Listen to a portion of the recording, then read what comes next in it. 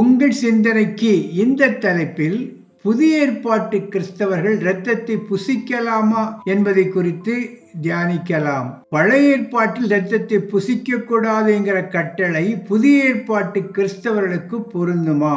பேதருக்கு கர்த்தர் கொடுத்த வெளிப்படுத்தல் என்பது கர்த்தர் பரிசுத்தமாக எண்ணின காரியங்களை தீட்டாக எண்ண வேண்டாம் என்பது. அதன்படி பார்க்கும் பொழுது நாம் எந்த உணவையும் தீட்டுள்ளது தீட்டு இல்லாதது என்று கழிக்க வேண்டிய ஒதுக்கிவிட வேண்டிய அவசியம் இல்லை. எல்லா பொருட்களையும் நாம் சாப்பிடலாம் என்பது பேதருக்கு கர்த்தர் கொடுத்த வெளிப்படுத்தல். அதே வேளையில் எருசலேம் சபையார் மூப்பர்கள் கூடி புறையினத்து கிறிஸ்தவ சபைக்கு கொடுத்த அறிவுரை என்னவென்றால், ஒரு 4 அறிவுரைகளை அவளுக்கு கொடுத்தார்கள். அதில் முக்கியமான அறிவுரை என்னவென்றால், இரத்தத்திற்கு விலகி இருக்க வேண்டும் என்பதுதான். இந்த எருசலேம் சபையார் புறையின சபைகளுக்கு கொடுத்த அந்த அறிவுரையும் பேதருக்கு கர்த்தர் கொடுத்த அந்த அறிவுரையும் கட்டளையும் ஒன்றுக்கொன்று வித்தியாசமானதாக காணப்பட முடியுமா? அடுத்ததாக பவுலடிகளுக்கு கர்த்தர் கொடுத்த தரிசனம் என்பது விக்கிரகங்களுக்கு படைக்கப்பட்ட உணவை சாப்பிடக்கூடாது என்கிற காரியத்தை குறித்து 1 கொரிந்தியர் 8 அதிகாரத்தில் அவர் சொன்ன காரியங்களும் இந்த எருசலேம் சபையார் சொன்ன காரியங்களும் பேதருக்கு சொன்ன காரியங்கள் இந்த 3ம் மாறுபட்டு காணப்படுகின்றதா? இந்த 3ஐயும் இந்த பதிவில் சற்று விவரமாக பார்க்கலாம். எந்த அடிப்படையில் இரத்தத்தை புசிப்பது தவறு என்று நாம் கருத வேண்டும்? அது மாத்திரமல்ல, நாம் திருவிருந்து எடுக்கும் பொழுது நாம் அருந்துகின்ற அந்த அப்பமும் பானம் பண்ணுகிற அந்த திராட்சரசமும் உண்மையாகவே கர்த்தருடைய இரத்தமாக சரீரமாக பாவித்து அதனுடைய அடிப்படையில் நாம் இரத்தத்தை சாப்பிடுவது சரி என்று சொல்லலாமா? இது போன்ற பல கேள்விகளுக்கு இந்த காணொளியில் நீங்கள் பதிலை பெற்றுக் கொள்ளலாம். காணொளியை தொடர்ந்து கேளுங்கள். கர்த்தர் உங்களை ஆசீர்வதிப்பாராக. ஆமென்.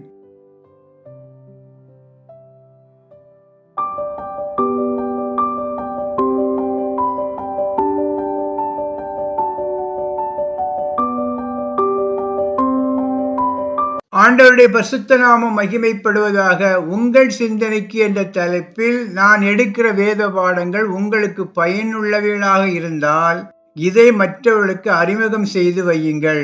குறுகிய நேரத்தில் கருகலான சத்தியங்களை உங்களுக்கு புரிய வைக்க வேண்டும் என்பதே என்னுடைய நோக்கம். எனவே இதை பற்றியுள்ள உங்களுடைய கருத்துக்களை யூடியூபில் பதிவிடுமாறு உங்களை அன்போடு கேட்டுக்கொள்கிறேன்.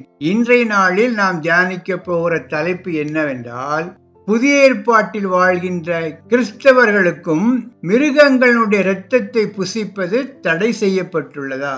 சொல்கிற வார்த்தையை கவனமாக கேட்க வேண்டும். புதிய ஏற்பாட்டு காலத்திலும் மிருகங்களுடைய இரத்தத்தை புசிப்பது தடை செய்யப்பட்டுள்ளதா? Whether the Christians are forbidden to eat blood. இதுதான் இன்றைய நாளுடைய தலைப்பு. கடவுள் முதல் ஆதாம் ஏவாளை படைத்த பொழுது அவர்களை வெஜிடேரியனாகத்தான் உருவாக்கினார். ஆதியாகமம் புத்தகம் 1 அதிகாரம் 29-30 வசனங்களை நாம் பார்க்கும் பொழுது நமக்கு தெளிவாக தெரியும். பின்னும் தேவன், இதோ பூமியின் மேல் எங்கும் விதைத்தரும் சகலவித பூண்டுகளையும் விதைத்தரும் கனி மரங்களாகிய சகலவித விருட்சங்களையும் உங்களுக்கு கொடுத்தேன். அவைகள் உங்களுக்கு ஆகாரமாய் இருக்க கடவது. பூமியிலுள்ள சகல மிருக ஜீவன்களுக்கும் ஆகாயத்திலுள்ள சகல பறவைகளுக்கும் பூமியின் மேல் ஊறும் பிராணிகள் எல்லாவற்றிற்கும் பசுமையான சகல பூண்டுகளையும் ஆகாரமாக கொடுத்தேன் என்றார். அது அப்படியே ஆயிற்று. இதில் ஆண்டவர் சொல்கிற காரியம் என்னவென்றால், பூமி முழுவதும் மேற்பரப்பில் உள்ள விதை தரும் தாவரங்களையும் விதையுள்ள பழங்களை தரும் எல்லா மரங்களையும் உங்களுக்கு உணவாக கொடுத்தேன் என்று வெஜிடேரியனாக அவர்களை உருவாக்கினார். அது மாத்திரமல்ல, மிருகங்களும் வெஜிடேரியனாகத்தான் காணப்பட்டது. பச்சை தாவரங்களையும் உயிரினங்களையும் மிருகங்களுக்கு கொடுத்ததாக நாம் பார்க்கலாம்.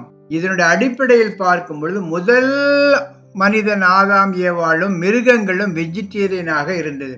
ஆனால் இந்த சிஸ்டம் எது வரைக்கும்னா, நோவாவின் காலத்தில் ஏற்பட்ட அந்த ஜலப்பிரளயம் வரும் வரைக்கும், நோவாவின் காலத்தில் ஏற்பட்ட அந்த பெரு வெள்ளத்துக்கு பிறகு ஆண்டவருடைய கட்டளை மாறியது, சீதோஷ்ண நிலை மாறியது.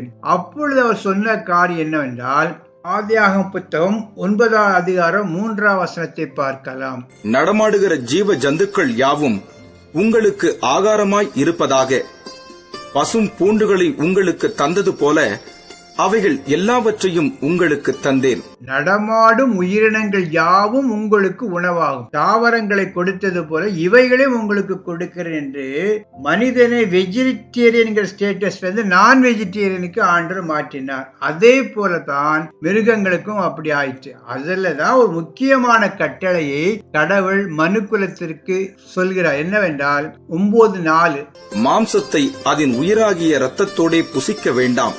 மாமிசத்தை அதன் உயிராகிய இரத்தத்தோடு புசிக்க வேண்டாம். இன்னொரு மொழிபெயர்ப்பில பார்க்கும் பொழுது இறைச்சியை அதன் உயிருள்ள போது, அதாவது இரத்தம் அதில் இருக்கும் போது சாப்பிட வேண்டாம். ஒரு மிருகத்தை கொல்லும் போது இரத்தம் அப்படியே இருக்கும் போது இந்த இரத்தத்தோடு சாப்பிட வேண்டாம். இரத்தம் எல்லாம் ட்ரை ஆகி நல்லா வடிஞ்ச பிறகு அந்த மாமிசத்தை புசிக்கலாமே தவிர இரத்தம் சேர்ந்து இருக்கிற அந்த மாமிசத்தையோ இரத்தத்தையோ புசிக்க கூடாது என்று 9:4 நமக்கு தெளிவாக சொல்லப்பட்டிருக்கிறது.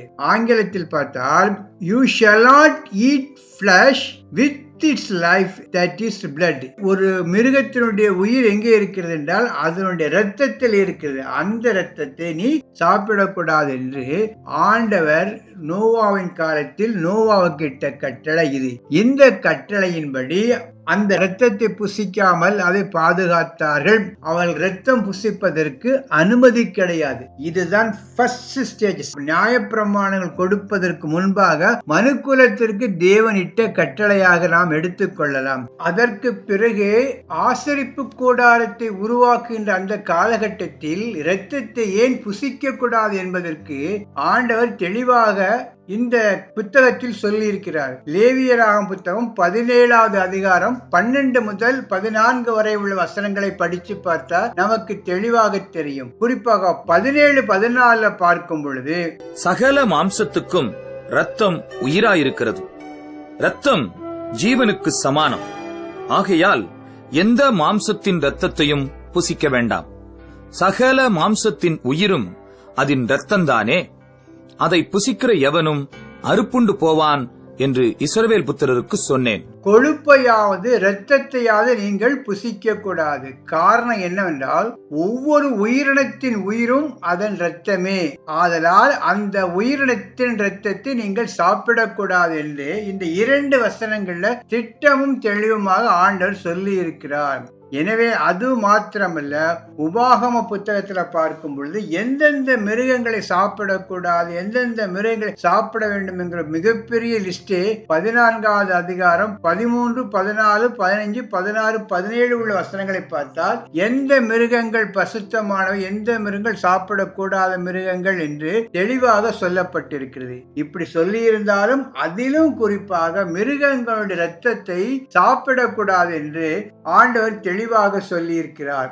இதை பற்றி நாம் பின்னால பார்க்கும் பொழுது எபிரேய நிருபத்தை எழுதிய ஆசிரியர் இதை தெளிவாக சொல்லி இருக்கிறார். இரத்தம் சிந்துதல் இல்லாமல் பாவ மன்னிப்பு கிடையாது.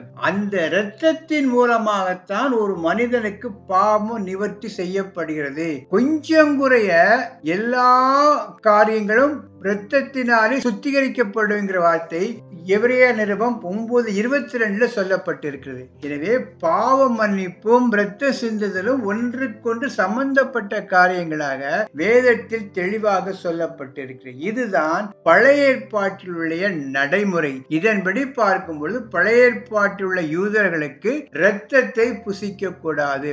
மிருகங்களுடைய மாமிசத்தை புசிக்கலாம், they can take eat the flesh. ஆனா அதோட இரத்தம் முழுதுமா ட்ரை ஆன வடிந்த பிறகு இரத்தம் இல்லாத ஒரு மாமிசத்தை புசிக்க வேண்டும் என்பதுதான் பழைய ஏற்பாட்டில் யூதர்களுக்கு கொடுக்கப்பட்ட கட்டளை. அதை அவர்கள் மிகவும் கடுமையாக பின்பற்றி வந்தார்கள்.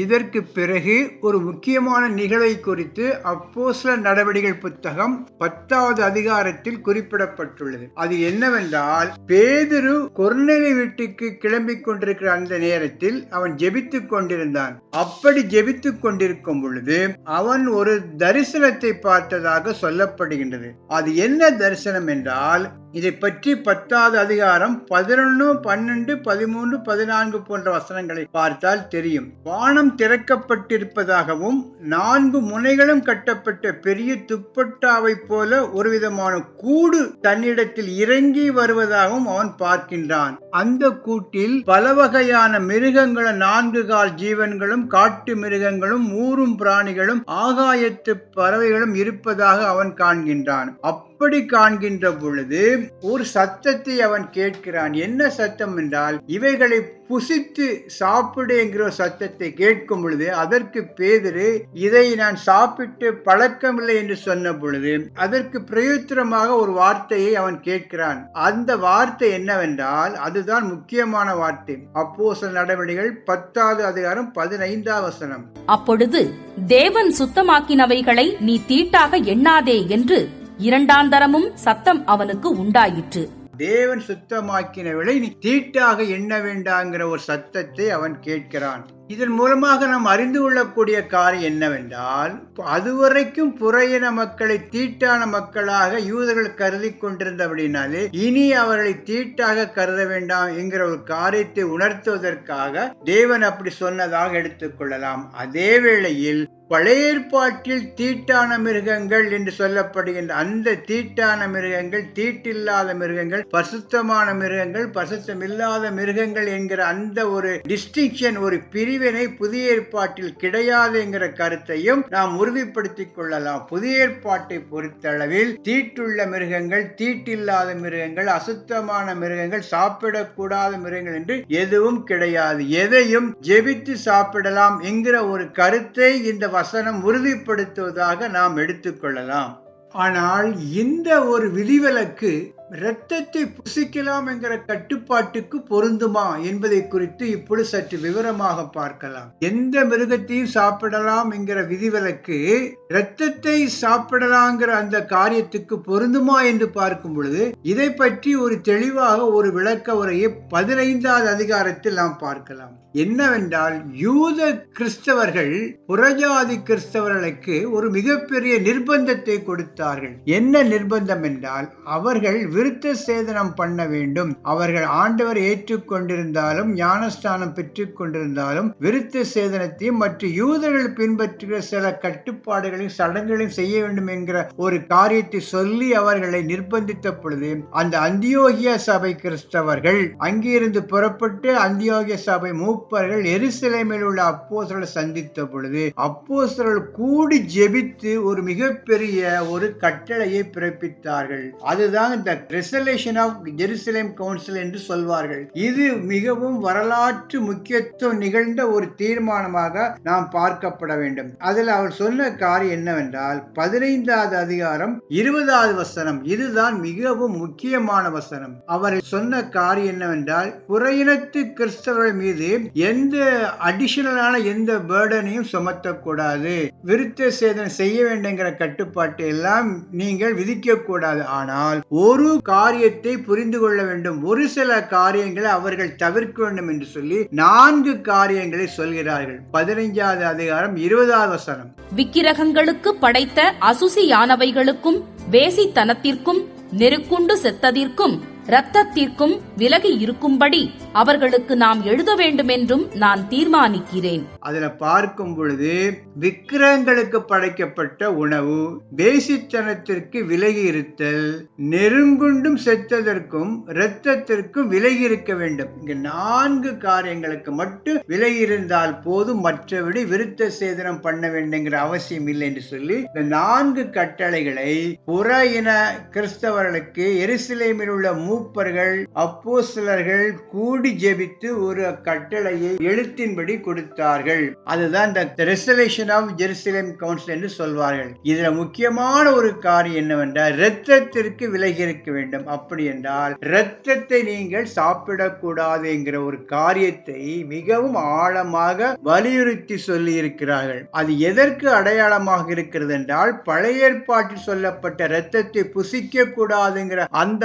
பிரமாணத்தை கிறிஸ்தவர்களுக்கும் ஒரு கட்டளையாக அப்போஸ்தலர்கள் ஒரு பிரமாணமாக கட்டளையாக கொடுக்கிறார்கள். இந்த ஒரு கருத்தை தான் நாம் சிந்திக்க வேண்டும். மற்ற 3 கருத்துக்களும் அவ்வளவு முக்கியத்துவம் இல்லை. ஆனா இந்த ஒரு கருத்து தான், இந்த சாப்பிடலாமா சாப்பிடக்கூடாதா என்கிற கருத்தை வைத்து பார்க்கும் பொழுது இந்த இரத்தத்திற்கு விலகி இருக்க வேண்டுங்கிற அந்த கட்டளை என்பது மிகவும் முக்கியமான கருத்து. இந்த கருத்தின்படி பார்க்கும் பொழுது எல்லா கிறிஸ்தவர்களும் இரத்தத்திற்கு விலகி இருக்க வேண்டுங்கிற காரியத்தை தெளிவாக சொல்லப்பட்டிருக்குது. நீங்கள் பழைய ஏற்பாட்டில் விளக்கப்பட்ட மிருகங்களை புசிக்கலாமா புசிக்க கூடாது என்பதெல்லாங்கிற பிரச்சனை. நீங்கள் பழைய ஏற்பாட்டு சொல்லப்பட்ட அந்த கட்டுப்பாட்டின்படி நீங்கள் இரத்தத்தை புசிக்கலாமா புசிக்க கூடாது என்று கருதும் பொழுது நீங்கள் இரத்தத்தை புசிக்க கூடாது என்பதுதான் எருசலேமில் உள்ள அந்த மூப்பர்கள் கொடுத்த ஒரு முக்கியமான கட்டளை என்பதை நான் இங்கு புரிந்து கொள்ள வேண்டும். இறுதியாக ஒரு சில கருத்துக்கள். அப்போஸ்தலர் நடபடிகள் 15:20 சொல்லப்பட்ட இரத்தத்தை புசிக்க கூடாது என்கிற சொல்லப்பட்ட கட்டளை பேதுருக்கு கர்த்தர் சொன்ன கட்டளையை நீக்கிவிட்டதாக எடுத்துக்கொள்ள கூடாது. பேதுருக்கு சொன்ன வார்த்தை என்னவென்றால், கர்த்தர் பரிசுத்தமாக்கின காரியத்தை நீ தீட்டுப்படுத்த வேண்டாம் என்று சொல்லப்பட்டிருக்குது. அது உண்மையான அர்த்தம் என்னவென்றால், கர்த்தர் பரிசுத்தமாக கருதுகிற புறையின மக்களை நீ தீட்டாக கருத வேண்டாம். அது மாத்திரமல்ல, இனி வருங்காலங்களில் உணவு வகைகளை பொறுத்தளவில் இவைகளை சாப்பிட வேண்டும், இவை சாப்பிடக்கூடாது, இவைகள் தீட்டுள்ளது, இவை தீட்டுப்படாது என்று சொல்லக்கூடிய அந்த வேறுபாடு அவசியமில்லை என்கிற கண்ணோட்டத்தில் பேதுருக்கு பவுல் வெளிப்படுத்தின காரியம். அதே போல் 1 கொரிந்தியர் 8வது அதிகாரத்தில் பவுலுக்கு வெளிப்படுத்தின காரியம் என்பது விக்கிரகங்களுக்கு படைக்கப்பட்ட உணவை சாப்பிடலாமா வேண்டாமா என்பதை பற்றியுள்ள விவாதங்கள். விக்கிரகங்களுக்கு படைக்கப்பட்ட உணவை ஒரு விசுவாசம் உள்ளவனாய ஒரு மனிதன் எடுத்துக்கொள்ளும் போது அதை புறையினத்தை சேர்ந்த புறையினத்திலிருந்து ஆண்டவர் ஏற்றுக்கொண்ட ஒருவனுக்கு அது இடலா இருக்கும் என்று கருதி அதனுடைய அடிப்படையில் போல் சொன்ன காரியங்கள். இந்த இரண்டையும் அப்போஸ்தலர் 15:20 ஒப்பிட்டு பேச முடியாது. அதே போல ஆண்டவராகிய இயேசு கிறிஸ்து மரிப்பதற்கு முன்பாக அவர் கொடுத்த இந்த கம்யூனியன்ல பார்க்கும் பொழுது அவர் ஒரு அப்பத்தை எடுத்து பிட்டு கொடுத்து, இது என்னுடைய சரீரமாக இருக்கிறது, வாங்கி புசியுங்கள் என்று சொல்கிறார். அதே போல திராட்சை ரசத்தை எடுத்து, இது புதிய உடன்படிக்கையினுடைய என்னுடைய இரத்தமாக இருக்கிறது என்று சொல்லி அதை பானம் பண்ணுங்கள் என்று சொல்கிறார். இந்த இரண்டையும் வைத்துக் கொண்டு நாம் என்ன நினைக்க கூடாது? இயேசு கிறிஸ்துவனுடைய சரீரத்தையும் இரத்தத்தையும் நாம் பானம் பண்ணுகிறோம், எனவே இரத்தத்தை புசிப்பது தவறல்ல என்கிற கண்ணோட்டத்தை நாம் உருவாக்கிவிடக் கூடாது. இவை இரண்டும் ஸ்பிரிச்சுவல் சிக்னிபிகன்ஸ். லிட்டரலா அந்த கருத்தை, அப்பத்தையும் ரசத்தையும் அவருடைய சரீரமாகவும் அவருடைய இரத்தமாகவும் எடுத்துக்கொள்ள கூடாது. அவைகளை ஆவிக்குரிய அர்த்தத்தோடு ஒப்பிட்டு பார்க்க வேண்டும். இதனுடைய அடிப்படையில் நாம் இரத்தத்தை சாப்பிடலாம் என்கிற கருத்தை உருவாக்க கூடாது. எனவே இதனுடைய அடிப்படையில் பார்க்க வேண்டும் என்றால், இரத்தத்தை புசிப்பது என்பது புதிய ஏற்பாட்டு விசுவாசிகளுக்கு ஏற்புடையதல்ல. அதை வேதம் ஒரு காலம் அங்கீகரிக்கவில்லை என்பதையும் இந்த இடத்தில் நாம் தெரிந்து கொள்ள வேண்டும். இந்த செய்தி உங்களுக்கு பிடித்திருக்கும் என்றால் லைக் கொடுங்க, ஷேர் பண்ணுங்க. கர்த்தர் உங்களை ஆசீர்வதிப்பாராக. ஆமென்.